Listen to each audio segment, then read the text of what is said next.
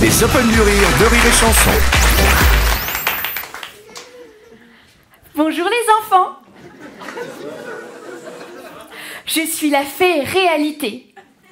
Je me penche sur les berceaux des nouveau-nés pour leur conter la merveilleuse histoire de la vie. Voici l'histoire de Léa, la girafe. Il était une fois, dans le nord de l'Italie, un zoo qui abritait tellement d'animaux que se plaignaient même les plus petits du manque de place derrière les barreaux. Mais Léa, la girafe du zoo, était si sage et si gentille que le gardien de son enclos, un matin, lui ouvrit les grilles. Et trotte, trotte la girafe. Et claque, claque ses sabots. Et patati et patatraf, Léa rencontre Donatello, le plus charmant lion du zoo. « Bonjour, madame la girafe, que vous êtes jolie, ce que vous sentez bon. Jamais de toute ma vie, mon cœur n'a battu de cette façon. » Se trouvant fort séduite par les doux mots du lion, Léa prit une légère cuite et se fit défoncer le fion.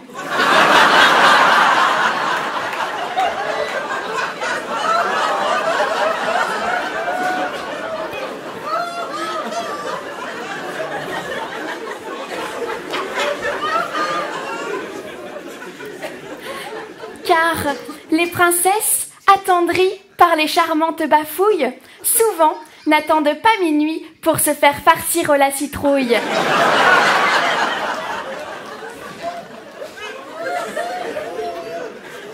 Et tronche, tronche le lion. Et claque, claque ses bonbons.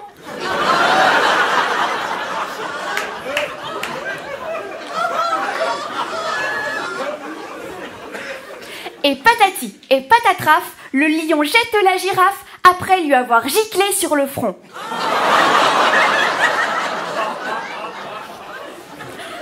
Léa, la girafe du zoo, regagna tristement son enclos, néanmoins satisfaite de cette bonne levrette.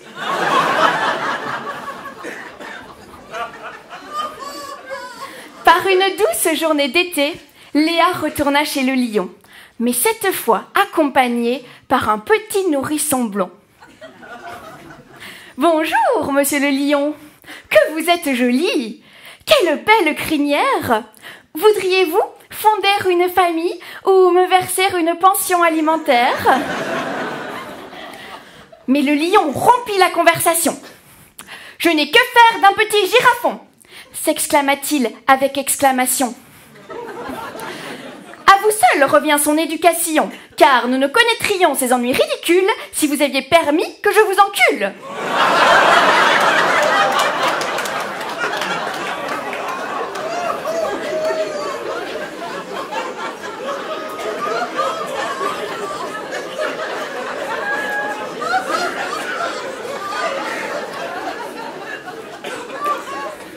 Par ces mots, Léa se trouva fort contrariée. Non pas qu'elle était contre le coït anal, mais ses amis toujours lui avaient conté que cela faisait très mal. Outragée, la girafe Léa du lion prend congé. Mais tandis qu'elle gambade dans les fougères, patatras, Léa trébuche contre une grosse bosse. Elle glisse, vacille, tombe vers l'arrière et paf, s'enfile à sec la corne de Raoul, un gros rhinocéros.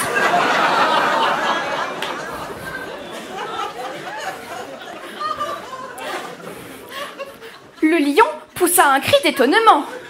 « Ah, la salope !» dit-il dans un rugissement.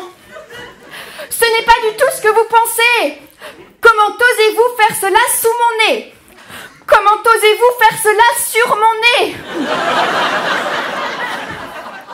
Oh, Raoul, je vous prie de nous laisser.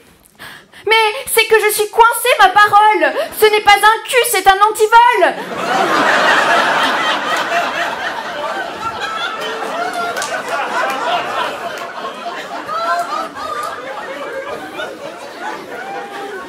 répondis-je le pauvre Raoul qui sentait grandir son marteau à boules.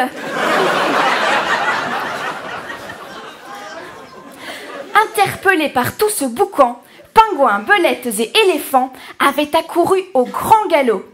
Ils découvrirent aussitôt la pratique du tirage recto-verso.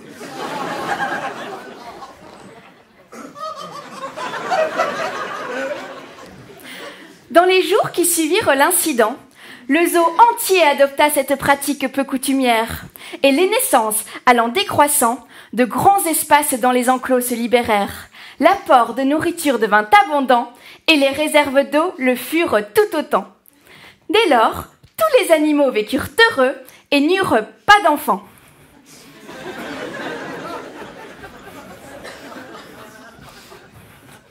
Moralité.